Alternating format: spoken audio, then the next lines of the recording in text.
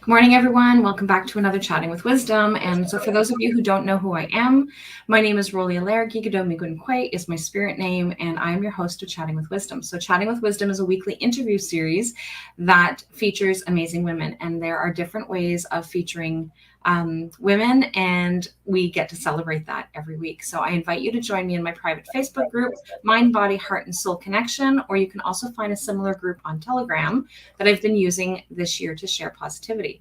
So today I would like to welcome Katherine Keepings.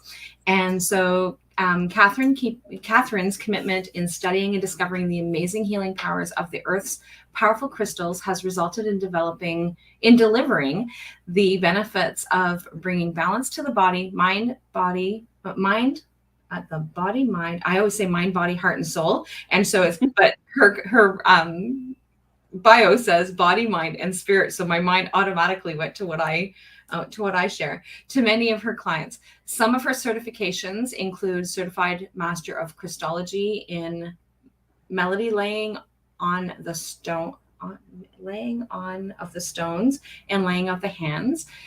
Crystal surgery. Oh, interesting. Usui Reiki Master, Instructor of Crystal Healing Techniques, Volume 1 and 2, written by V. Shapera and B. Kennedy, and recognized practitioner of therapeutic touch. So tell me a little bit more about that crystal surgery.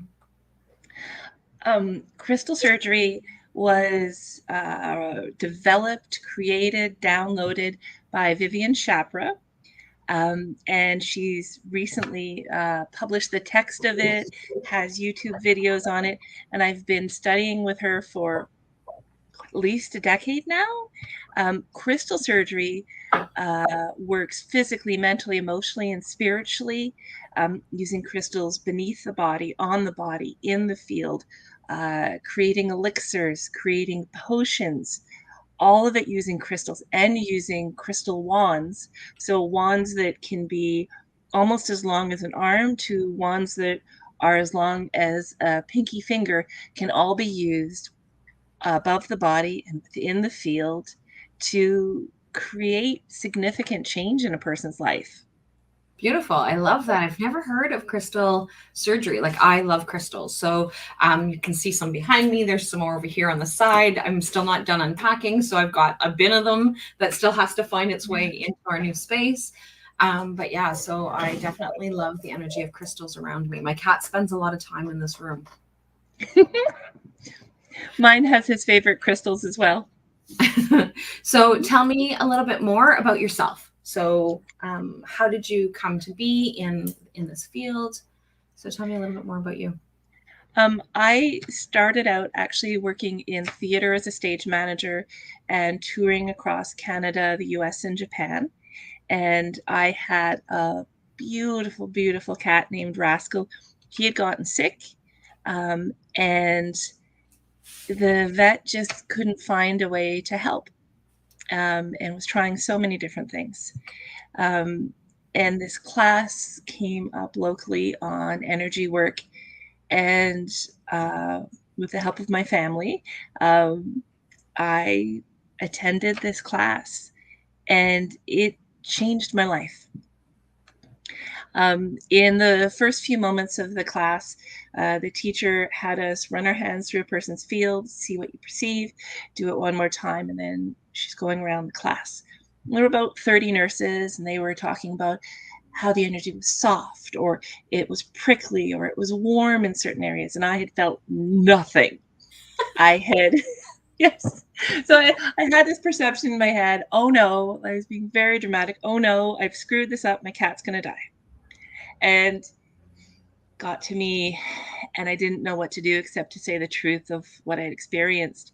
And I saw certain colors, certain patterns, and then we paused, ran our hands through the field again. Angel put their hand on my shoulder, told me what to do. I did that, and the field came into balance, and she lit up. It was that simple. And so I explained that to the class, that this is what had happened, and everything went dead silent. And the teacher paused and said, Katherine just perceives things differently. And it was the first time in my life that I realized that not everyone saw what I saw, heard what I heard, that I had grown up never telling anyone all that I experienced on the assumption that everyone else did. We just didn't talk about it. And so with my cat getting sick and making that choice to help him, it changed my entire world. Beautiful. I love that. And the reason I chuckled when you said like I felt nothing, like they all had this like huge experience. The very first time that I took Reiki level 1, that was my thing. It's like, I don't know what you guys are feeling, but I'm feeling nothing. So I ended up doing my level 1 one more time, and now I am a Reiki master as well. But it was like initially, it was like, so I laugh when I hear somebody say I felt nothing. Yeah. So like when I am teaching, that's one of the things that I remind people is like, you will feel what you need to feel, when you need to feel it, how you need to feel it. So it's, so it was like, I don't know what you guys are saying, and I don't know if I'm supposed to answer because I don't know how crazy that I'm going to sound. Right. So it's, so I love that. I love that, that version. And so I love how you, that your instructor was able to see immediately and being able to share that you see things differently. And I think that that is something that is extremely important for us to be able to remember. Yeah. Right? And it took me at least 6 months of working at it to learn how to feel, whereas seeing and hearing and communicating with all that was around me was my natural world, but it was work to learn how to feel. Yes. And it's, and I'm a feeler. So I feel and sense things. That's how and I'll have somebody say, well, how did you know? And so I had a co-op student that was with me the one time. And one of the things, we were in a session and we had the client's permission for the client to be, for the person to be there, and the student to be there. And we left the room, and like we did the usual, like after the session, like, what did you observe? What did you notice? And so my student said to me, well, how did you know that you needed to go in that direction? And I'm like, I watched the body language. And she's like, body language did not change. And I'm like, oh, there's like a sense, like I just knew. So like, that was really, and that was my first aha of noticing that, oh, there's something going on here that is like not, that's not just part of the norm of what it is that I'm doing in therapy. So it's like, how did I know? I just knew. Right? Yeah. And it's this wonderful thing. And it's also, I found at times in my life that I have been cautious, because I have encountered people who, if you're different, they're jealous of that. And so I make my choices of where am I going to share? And the more I grow in all that I do, the less I question it. It's, if there's a question, it's time to answer. It's time to be seen. Yeah. And I love that. And I've got that inquisitive mind, and I'm always asking questions. Like, I'm the one that goes to workshops where people are ordered to go to the workshops from work, and I'm asking all the questions, and they're like, I just want to go home. Would you stop asking questions? Yeah. Right. Because it really is like, I want to be able to know, and I want to be able to understand. And so those questions to me are really important. And so being able to ask those questions. And so that's with anybody that I work with, I always make sure that to be reminding them that if you have a question, chances are somebody else has that question too. And they are either too afraid to ask, or they don't know the right question. So I always encourage people to ask all these questions, because the universe is full of mysteries. And I used to say they were full of coincidences. Now I don't say coincidences. They are full of synchronicities, right? So it's all about synchronicity. And so that is typically the word that I use more than coincidence, because and I'm always in awe. Right. So like, so for example, like if I'm receiving a session or giving a session to somebody, and like these things happen, I'm always like, oh my God, I can't believe that that's the message that come about, or, oh my God, I can't believe that. But yet I can believe, and I do believe, and I know that these are all the things that happen. So what kind of experiences do you have with that you can share with respect to using the crystals in that respect? Well, the crystals always surprise me. When I am working on a person,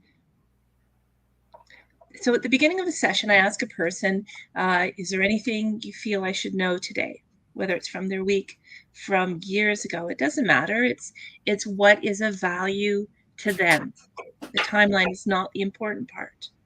Um, so they tell me a certain number of things, and in my head comes this list of here are these techniques that I could use to help. And then they lie on the table. So I've got a heated amethyst biomat that they're lying on. And the moment that I step into their field and connect with them, that list is out the window. And I start to see clairvoyantly what crystals I need to begin with. And I begin with those. And as I return, so let's say I begin with a technique using garnets to balance the meridians within a person.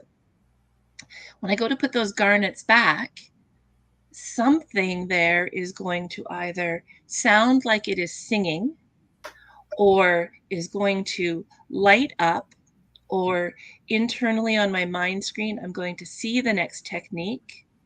Or like you, I will have noticed something in their energetic body language that has shifted that I need to be aware of. And I'll know, oh, if this is what's changing, then here's the technique that I need to work with.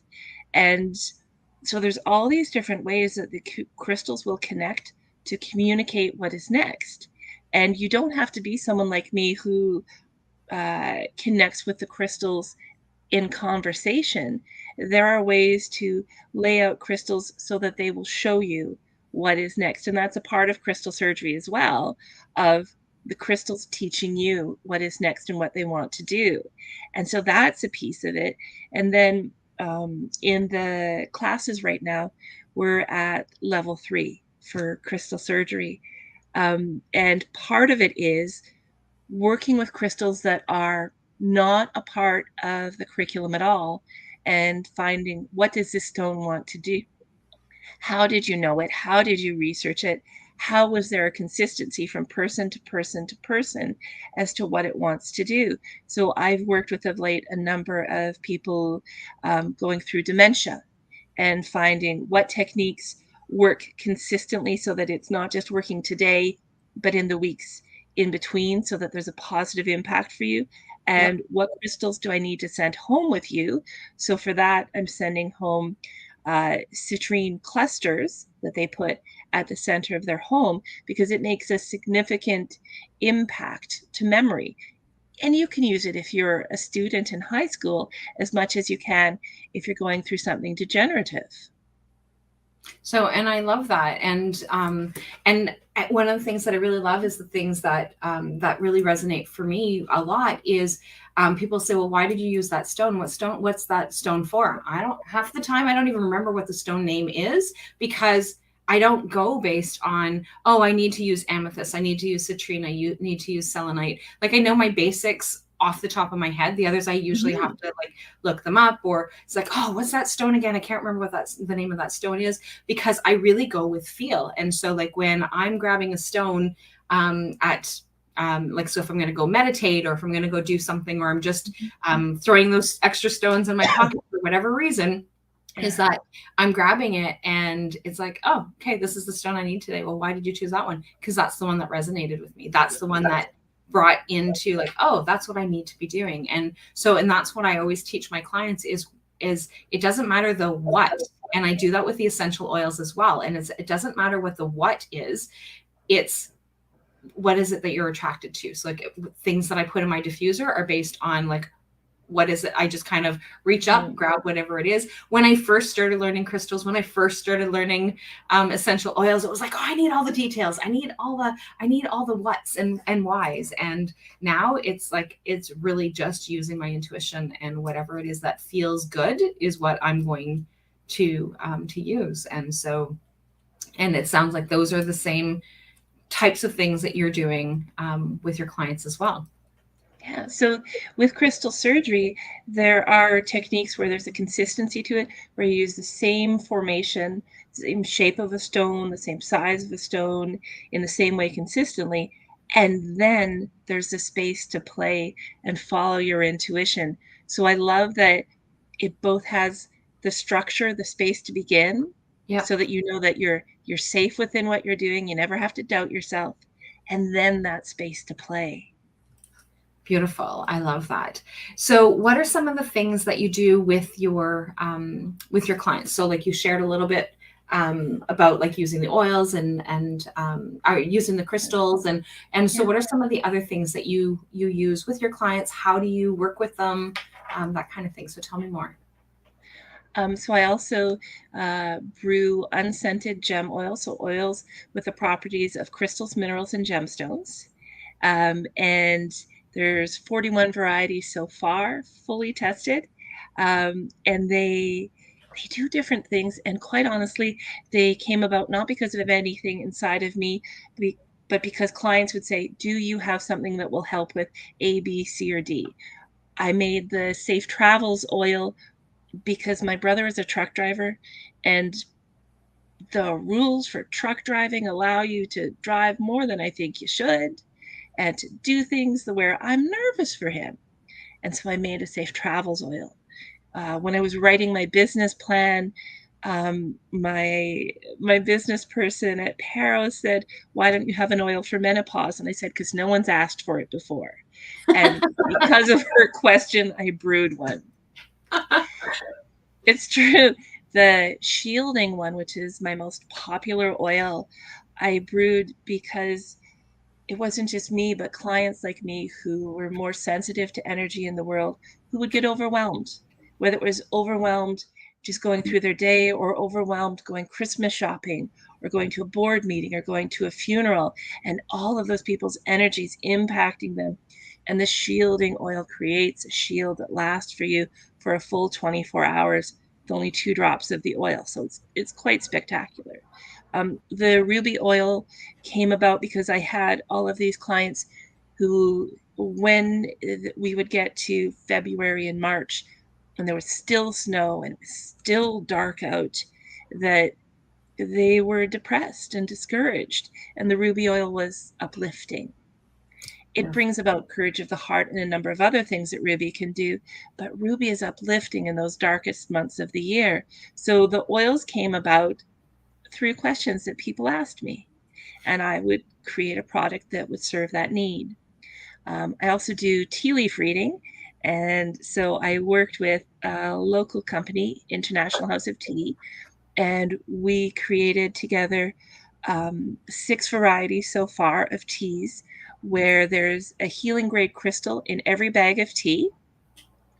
And that crystal works at the same frequency as the tea leaves. So we work together to make that work. And then if you're someone like me and you read tea leaves, they are teas that read well, that read accurately. So that came about. I have, Beautiful. Very yeah, creative. You're very fun. creative. My favorite.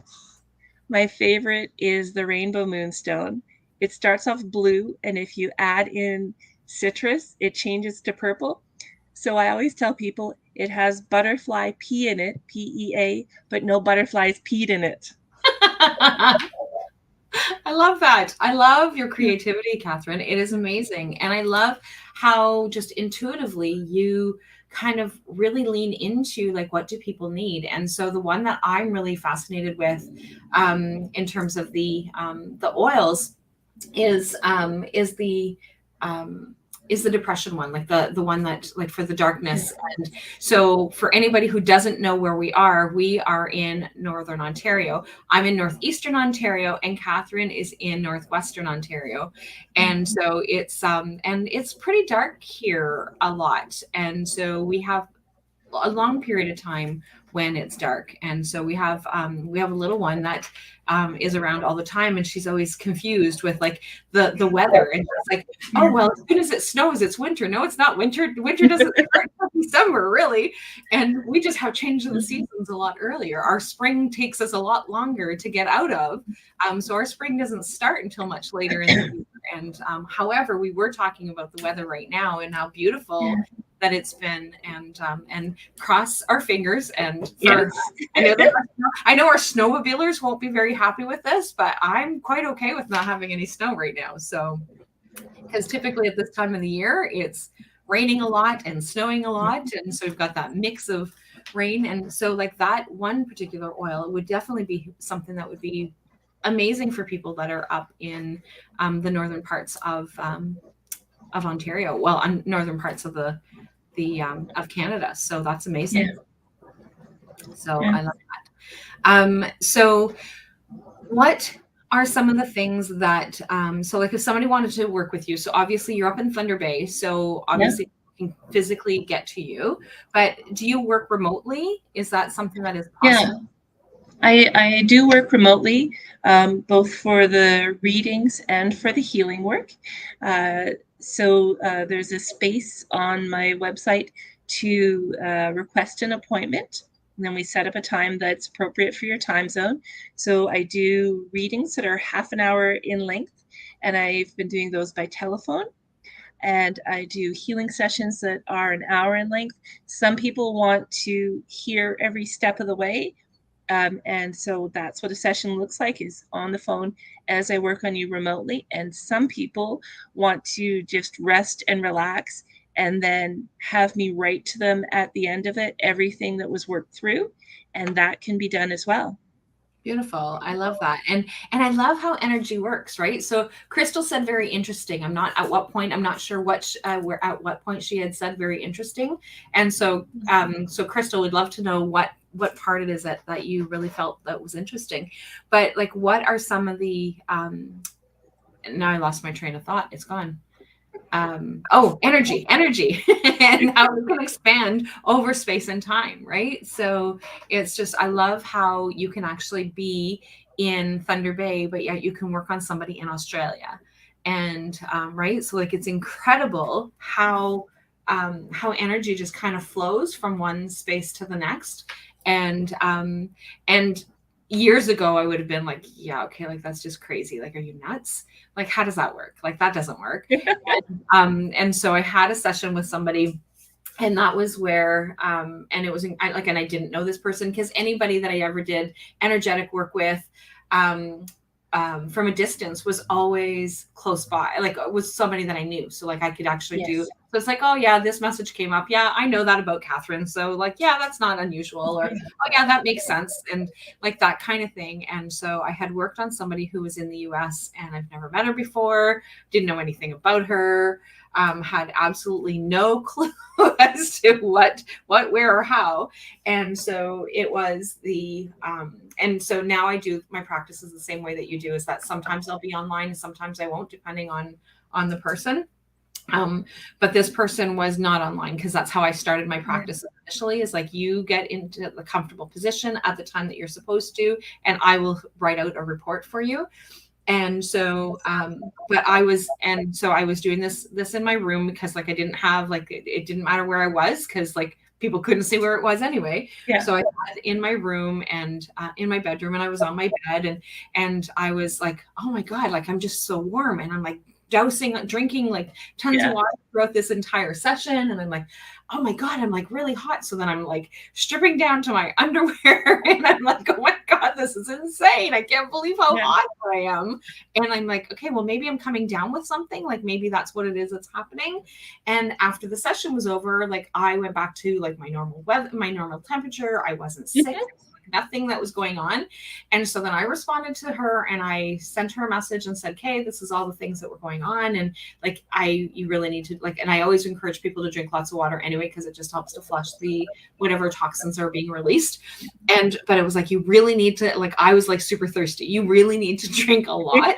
And so she responded back to me, and she said like, oh my God, she said, I couldn't wear clothing, I was just so hot that entire time, and it carried. And I don't normally have a session where I need to come back and follow up again at the end, like it's the 45 minutes or the hour, and then I don't come back to the person again unless they book another session. But it was like, I need to see you again, like I need to do this session again with you, and it has to be in 3 days. And so like it was very specific, the message was like in 3 days I have to do this again. And so when she responded back to me, the entire weekend, she was sick. She was sweating all the time. She couldn't wear clothing, the feel of clothing all over her. She was drinking like gallons and gallons of water. And so when she got my report, she was like, oh my God, I can't believe. And so when I did the next session, again, I guess it was just a closing. I guess I just needed to do that. And I always listen to my intuition as to, I don't understand always necessarily why I'm supposed to do something. And sometimes I find out later, but I just listen to it. And it was like, oh my God. Oh my God, right? So like it's that time and space and how that part of it works. And even the connection with the crystals, right? So like you're using crystals and even that connection through crystals through time and space. Do you want to share an experience that you've had? Well, I have found it really interesting how crystal surgery expanded. I took the classes many years ago, and we were initially set to be gathering together in the spring of 2020. Obviously, that couldn't happen, and so Vivian adjusted and started doing all of this work that we could do classes on Zoom, and started doing distance work in a bigger way, and then taught us how.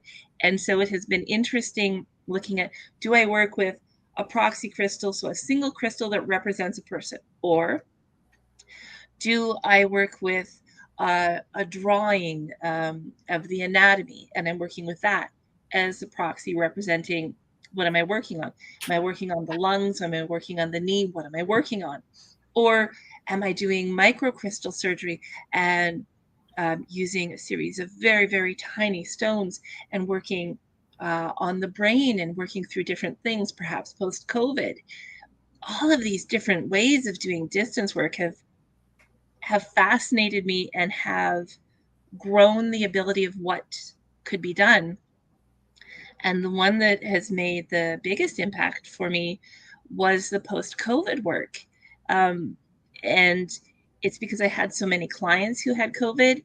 And then unfortunately, my brother brought home COVID one day.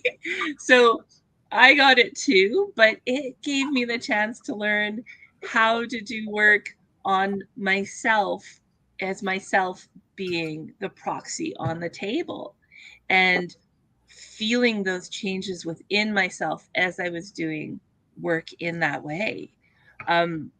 It has been amazing, and seeing how people's breathing has improved, how people's memory has improved, their sense of taste and smell has come back from doing this distance work, using any of these methods for distance work. It's been really exciting to see, and to see it not as a technique that's been around forever and people are just adjusting how do we do things and what do we work with, but this is a new disease out there. It's affecting people in different ways.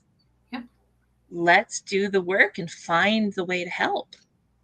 Beautiful. And I love that. And I love how that, like, you've actually been able to talk about like the experience that you've had working on someone else, but also being able to do that self-work and that self-healing is incredible, right? So I love how we're able to do that and bring in that healing for ourselves. Mm-hmm.